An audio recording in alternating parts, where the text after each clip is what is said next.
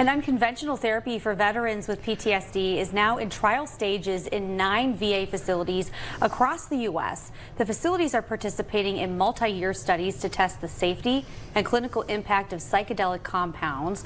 We are bringing back our friend, retired U.S. Marine Colonel and Mahoney County Veterans Service Commission member Brian Kennedy. Brian, great to have you back with us. Thank you for your service this Veterans Day. Lindsay, it's great to see you. Thank you. Yes, so let's talk about the use of this. Explain how they work to help treat PTSD and kind of the way that it helps you through the trauma. So trauma is trauma. One thing of note is whenever a veteran comes forward with PTSD, by its society, it's considered almost like an honorable sort of thing. I got this in battle. But trauma is trauma. A battered spouse, a car accident, something like that.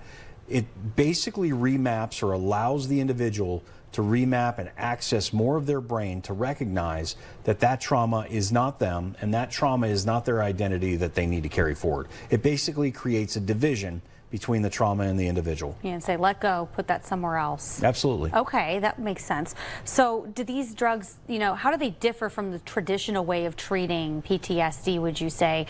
Some of the medications that people take now, would it make you feel different?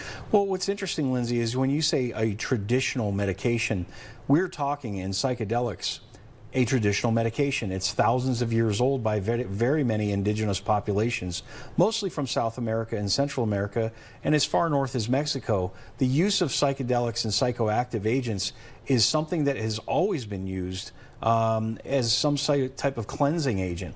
I recall a Marine who had gone to Afghanistan, and I signed a waiver for this individual. When he came back, he was a Native American. He went back to his tribe to be cleansed with psychedelics by his elders.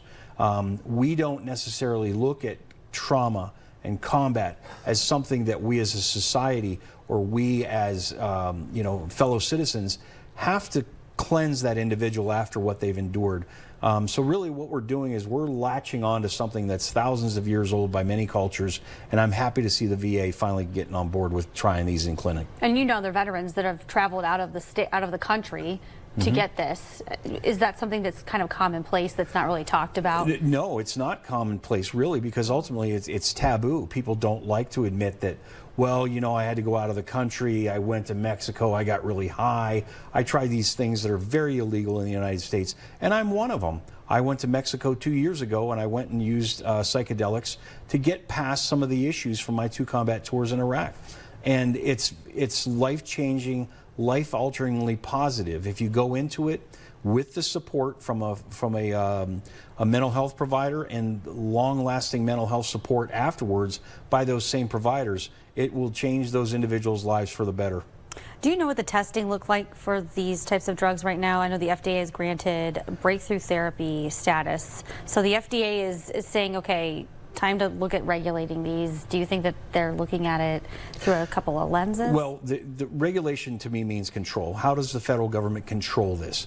If many combat veterans go out of country to experience this, to go in and try and self-medicate, because the alternative to this, that self-medicating, going to get a good and viable medication elsewhere from the United States, the alternative is self-medicating with alcohol. We know the damages and dangers of that, and self-medicating with opioids and other things. I have a friend who was a heroin addict, and he said, heroin makes everything PTSD-wise go away, but the problem is now I'm a heroin addict.